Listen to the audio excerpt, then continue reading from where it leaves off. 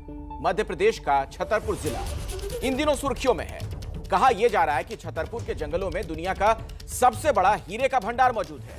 अगर अनुमान लगाया जाए तो यहां करीब 60,000 करोड़ रुपए के हीरे मौजूद हो सकते हैं। लेकिन दिक्कत यह है कि अगर ये हीरे निकालते हैं तो वहां लाखों पेड़ काटने पड़ेंगे। पेड़ काटने को लेकर यहां के लोगों ने प्रोजेक्ट के खिलाफ मुहिम शुरू कर दी है।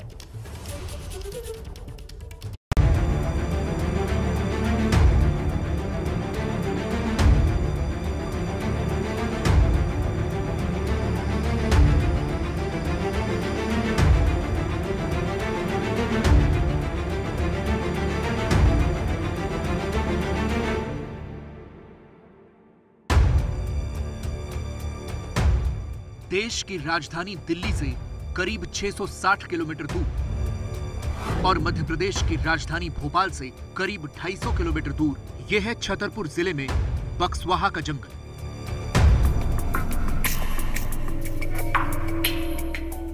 वो जंगल जिसके बारे में कहा जाता है कि यहां दुनिया का सबसे बड़ा हीरे का भंडार छिपा हुआ है। वही हीरा जिसकी चमक और चकाचौंध के सामने अच्छों की आंखें चौंधिया जाती हैं। और जब यह मालूम चल जाए कि इस जंगल के बीच जमीन के नीचे करीब 3.5 करोड़ कैरेट हीरे का भंडार मौजूद है, तो उस पर खनन से जुड़े लोगों की नजर होना लाजमी है। इस जंगल की भी यही कहानी है। बक्सवाहा हीरा प्रोजेक्ट का यही वो खास स्थान यानी कि इमली घाट, जहां पर अनुमान है कि दुनिया का सबसे बड़ा हीरे का भंडार छिपा हुआ है। 3.42 करोड़ कैरेट, जिसकी अनुमानित कीमत तकरीबन 60,000 करोड़ रुपए से भी ज़्यादा है। मगर इस हीरे की कीमत क्या है? इस हीरे की कीमत है यहाँ चारों तरफ बिखरा हुआ विशाल जंगल, जिसके बारे में कहा जा रहा है कि 2.5 लाख पेड़ काटे जाएंगे, वो भी बड़े वाले। छोटे पेड़ों की गिनती हम कर नहीं रहे हैं। दूर दूर तक फैले इस घने जंगल और उसमें मौजूद हजारों लाखों पेड़ों पर सबसे बड़ा संकट मंडरा रहा है। और इसकी वजह है इस इलाके में जंगल की नीलामी के बाद यहां शुरू होने वाला डायमंड माइनिंग प्रोजेक्ट। पहले यह प्रोजेक्ट रियो टिंटो कंपनी को मिला था, लेकिन वो कंपनी छोड़कर चली गई। अब आदित्य बिरला समूह की SL mining and industries limited को 364 वर्ग मीटर का इलाका लीज में मिला है, जो इस पर काम करना चाहती है। दुनिया के सबसे बड़े हीरे भंडार पर सबसे पहले नजर गई बहुराष्ट्रीय कंपनी रियो टिंटो की। रियो टिंटो ने 2000 में मध्य प्रदेश में यहाँ के काम शुरू किया और उसके बाद माइनिंग प्रोस्पेक्टिंग लीज के दम पर यहाँ से काफ़ी सारा हीरा निकाला और ये बड़ा कारखाना यहाँ पे स्थापित किया। मगर जब उसने यहाँ पे अपना ज़्यादा ज़मीन की परमिशन लेनी चाहिए तो पर्यावरण मंजूरी नहीं मिली और उसके बाद 2012 में रियो टिंटो यहाँ से हाथ खड़े करके चली गई। फिर बाद में कमलनाथ सरकार ने इस पूरे प्रोजेक्ट की लीज एक बार फिर से ऑक्शन की और उसमें बिरला की कंपनी एसएल माइनिंग को ये पूरा प्रोजेक्ट हाथ में मिला है। करीब 2 साल पहले दिसंबर 2019 में मध्य प्रदेश सरकार ने इस जंगल की नीलामी की। आदित्य बिरला समूह की SL mining and industries limited ने सबसे ज्यादा बोली लगाई। सरकार ने कंपनी को 50 साल के लिए जमीन लीज पर देने की मंजूरी दी। इससे पहले कंपनी को आने वाले 5 साल में केंद्र सरकार के पर्यावरण और वन विभाग से जरूरी परमिशन लेनी होगी। इस परमिशन को लेकर मामला फंसा हुआ है, क्योंकि यहाँ के स्थानीय लोग इसका विरोध कर रहे हैं। बक्सवाहा बंदर प्रोजेक्ट का एक कसेरा गांव है। इस कसेरा गांव के बाद से ही चारों तरफ जंगल शुरू हो जाते हैं, जिन पर कहा जा रहा है कि वो जंगल ही आने वाले दिनों में काटे जाएंगे इस हीरा परियोजना के लिए। गांव के लोग चिंतित हैं इस बात को लेकर कि जब जंगल कट जाएंगे तो आखिर उनका क्या होगा। हम तो कहते बिल्कुल ना कटे, लेकिन हमारे कहने से क्या होगा। लेकिन शासन का नियम है कि शासन कह रहे कि यहाँ से एक उन्नत होगी जो देश भर को फायदा मिलने वाला है। फायदा मिलेगा, इसलिए आप लोग चुप रहिए।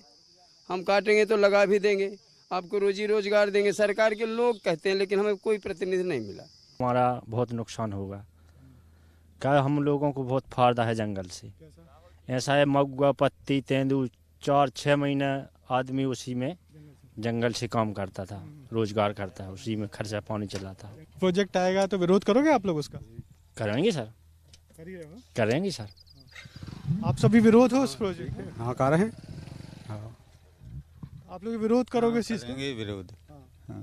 तो सारे गांव के लोग इस मामले में एक मत हैं? हाँ, एक मत हो जाए हैं, खैर नहीं हमने।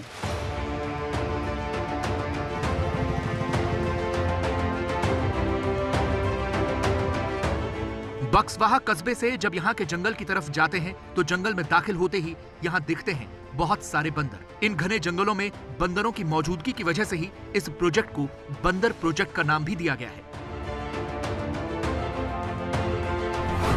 इस जंगल में सागौन, बबूल के साथ साथ केम, पीपल, तेंदू, जामुन, बहेड़ा और अर्जुन समेत कई दुर्लभ प्रजाति के पेड़ भी मौजूद हैं। यही पेड़, उसके फल फूल और उससे मिलने वाली लकड़ियां यहाँ के लोगों की आजीविका का साधन है। लोग कह रहे हैं कि ये यहाँ का जंगल टूट जाएगा, उजड़ जाएगा, काट देंगे, फिर क्या करोगी? अब क्या बताएं सर, अब चलेगा जैसे चलेगा, क्या बताएं, अब गरीब आदमी हैं। कह रहे हैं कि जंगल यहाँ खत्म हो जाएगा, तो फिर क्या करोगी? अब क्या करें, अब मर है भूखा ना का, कच्ची पच्ची रोटी खाएं, गैस लो तो भरा नहीं पा रहे, हम इतने गरीब आदमी हैं, क्या करें। बक्सवाहा से करीब 150 किलोमीटर दूर पन्ना में भी हीरे की खदान है। पन्ना में करीब कुल 22 लाख कैरेट हीरे मौजूद होने की बात कही जाती है। माना जा रहा है कि पन्ना से 15 गुना ज्यादा हीरे बक्सवाहा में मौजूद हैं, जो 3 करोड़ 42 लाख कैरेट के आसपास है और इसकी कीमत करीब 60,000 करोड़ रुपए से भी ज्यादा है। बक्सवाहा के जिस जंगल में एबीपी न्यूज की टीम घूम रही थी, वहां जिस हीरे का भंडार है उसे किम्बरलाइट हीरा कहते हैं, क्योंकि वो किम्बरलाइट चट्टान से निकलते हैं। हीरे की ये क्वालिटी बेहद अच्छी मानी जाती है, लेकिन सवाल ये है कि ये हीरा ज्यादा जरूरी है या फिर जिंदगी। प्रोजेक्ट में तकरीबन 17 गांव प्रभावित होने हैं, जिसमें से मुख्य गांव ये सगोरिया है, जो बक्सवाहा कस्बे से तकरीबन 15 किलोमीटर दूर है और यहाँ पास में ही खनन होना है।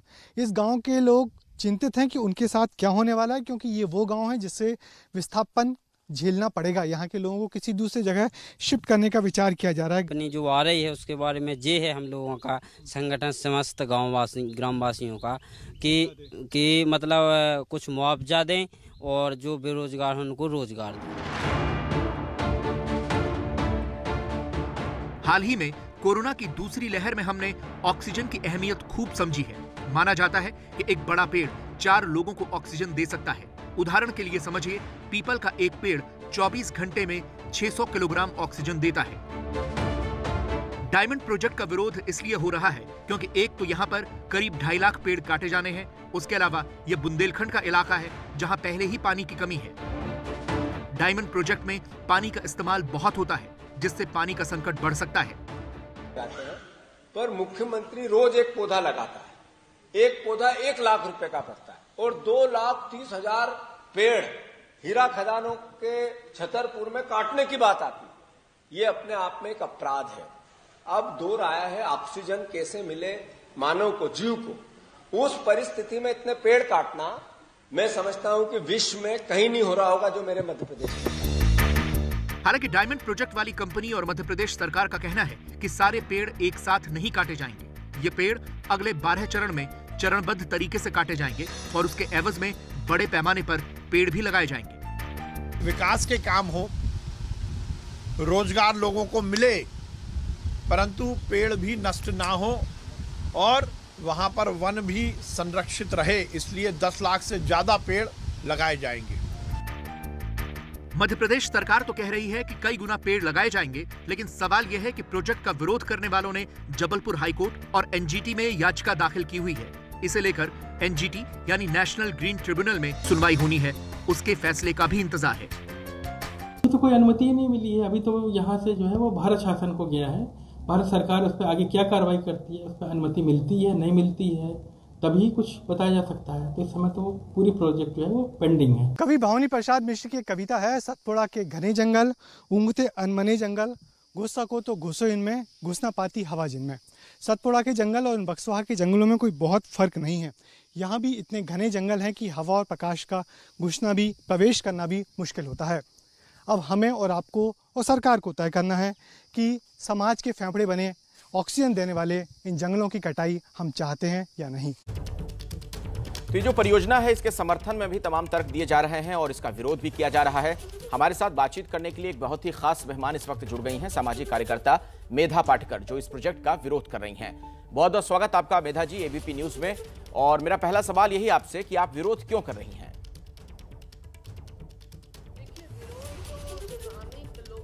से और स्थानिक सामाजिक संगठनों से शुरू हुआ और तब हमारे पास ये पूरी जानकारी मिली कि बहुत घना जंगल है और आज जबकि ऑक्सीजन के लिए तड़प रहा है समाज का एक एक नागरिक और कईयों की मौत केवल ऑक्सीजन न मिलने से हुई है, तो कितना विरोधाभास है कि ऑक्सीजन जिन पेड़ों के कारण हवा में आता है, कार्बन डाइऑक्साइड को चूस कर जो अपनी हवा शुद्ध करते हैं और उनमें से प्राकृतिक जंगलों की कमी तो आज देश ही नहीं दुनिया में भरपूर महसूस हुई है। तो कॉन्सेंट्रेटर्स और ऑक्सीजन प्लांट में भी ऑक्सीजन कहाँ से आएगा? तो ऐसी स्थिति में ये जंगल खत्म करना एक तो एक सार्वजनिक अपराध है और इसे रोकना चाहिए। पर दूसरी बात कि 2,15,000 पेड़ और वो भी जैविक विविधता के साथ 46 प्रजातियों के काटना या प्रकृति के साथ खिलवाड़ नहीं है? और प्राकृतिक संसाधनों पर जीने वाले जो आदिवासी हैं, उन्हें पूछे बिना, उनकी सहमति लिए बिना आप केवल अपने हीरे सोने चांदी का सोचते हैं और उनका जो सोना है वो जंगल में है, वो जमीन में है, वो पानी में है, तो उनकी जीवन प्रणाली पर आप आक्रमण कर रहे हैं, जनतांत्रिक प्रक्रिया नहीं चला रहे हैं और टेंडरिंग पहले होता है और फिर पर्यावरणीय मंजूरी के लिए भेजा जाता है। क्या मजाक कर रहे हैं विकास के नाम पर? ये यहाँ साफ चित्र आता है। रियो टिंटो जैसी ऑस्ट्रेलियन कंपनी ने यहाँ से अपना पांव वापस खींचा पूरी हकीकत समझकर और यहाँ आदित्य बिरला की SL mining and industries limited को दिया जाता है, जहाँ बंदर अधिक है, जहाँ पुरातत्व शास्त्रीय कई सारे संशोधन हुए हैं और अब कई सारे पुरातत्व मिले हैं। तो सरकार को कोई भी सोच नहीं है प्राकृतिक सौंदर्य की ही नहीं, समृद्धि की, और इसलिए इसका विरोध तो करना ही चाहिए। लेकिन मेधा जी, जो तर्क दिया जा रहा है सरकार की तरफ से या जो लोग इस परियोजना के समर्थन में हैं, एक आंकड़ा मैं आपके सामने रख रहा हूं। जो बात कही जा रही है कि इस परियोजना से भारत दुनिया के 10 सबसे बड़े कच्चे हीरे उत्पादन वाले देशों में शामिल हो जाएगा। यही नहीं, शुरू होने के बाद इस परियोजना के ये एशिया की सबसे बड़ी हीरा की उत्पादन वाली खदान होगी और दुनिया की सबसे बड़ी 15 हीरा उत्पादन खदानों में से एक होगी और इस परियोजना से रोजगार मिलेगा, आत्मनिर्भर भारत को बढ़ावा मिलेगा। हम आत्मनिर्भरता स्थानिक क्षेत्र की चाहते हैं, क्योंकि नहीं तो आत्मनिर्भरता, विश्वगुरुता, गुरुत्व, ये सभी के आधार पर कौन हमारे राजनेता और उनके साथ जुड़े हुए पूंजीपति जीतते हैं, कमाई करते हैं। जैसे लॉकडाउन में कई बड़े कॉर्पोरेट्स की कमाई कई गुना बढ़ी और लोग तो बर्बाद हो गए। तो जल जंगल जमीन पर जीने वाले आदिवासियों की बात ही अलग है। उन्होंने ही आज नदियां बहती रखी है, जिसमें हमारे पीथमपुर हो या नागदा हो, इंडस्ट्रियल एस्टेट के आदित्य बिरला की कंपनी हो कि और किसी की, लेकिन वो धो रहे हैं केमिकल्स। तो प्रकृति विरुद्ध इस प्रकार के उद्योगीकरण जो विनाशकारी है, इसके बीच में आज संघर्ष है और करोड़ों रुपयों की संपत्ति से क्या कोई कोरोना ग्रस्त जिंदा रह पाया है? आखिर वो ऑक्सीजन के लिए ही तड़पता है। तो ऐसी स्थिति में ये कमाई कमाई कमाई और प्रॉफिट की बात करना, नोम चॉम्स्की ने जैसे अमेरिका को भी एक तमाचा देते हुए कहा था कि इनका मॉडल तो प्रॉफिट ओवर पीपल का है। तो जिंदगी से खिलवाड़, प्रकृति से खिलवाड़ और केवल अपनी करोड़ों की कमाई पर सब कुछ ध्यान, ये जिनका विकास की सोच है वो बहुत ही दुखद ही नहीं, अन्यायकारक है और पीड़ित करने वाली है, हमारे दिल को भी पीड़ा देने वाली है। तो आज हम लोग मेधा जी देखेंगे नहीं कि इससे क्या सम्मान सरकार को मिलेगा। हम सम्मान करना चाहते हैं आदिवासियों का, उनके सहभागिता का। एक आखिरी सवाल है मेधा जी, समय नहीं है, एक आखिरी सवाल छोटे में जवाब चाहूंगा। आपने एक अच्छी बात वैसे कही कि पेड़ से ही हमें ऑक्सीजन मिलता है और सही मायनों में हीरा तो वही है, लेकिन एक लॉजिक ये दिया जा रहा है कि छतरपुर जिले की विकास परियोजना में 2 लाख पेड़ कटेंगे, जबकि 10 लाख पेड़ वहां लगाने का सरकार का ये पूरा प्रारूप है। तो फिर दिक्कत क्यों आएगी अगर पेड़ लगी जाएंगे? तो कभी नहीं मानेंगे ये बात। ये झूठे आश्वासन है। जैसे 15 लाख रुपए के भी मिले थे, अब 10 लाख पेड़ों के दे रहे हैं। लेकिन आइए नर्मदा घाटी में आकर देखिए कि कितने पेड़ों को डुबाया गया 193 गांवों में से। जी कहीं बैतूल में लगाए कोसों दूर, और समृद्धि चाही थी इन्होंने जब शिवराज सिंह जी की परिक्रमा हुई थी, लेकिन वो 664 करोड़ रुपए। ठीक है मेधा जी, अब वक्त नहीं है इस मसले पर, कभी और भी मैं चाहूंगा कि आपसे और लंबी बात हो पाए। फिलहाल बहुत बहुत शुक्रिया इस जानकारी के लिए आपका।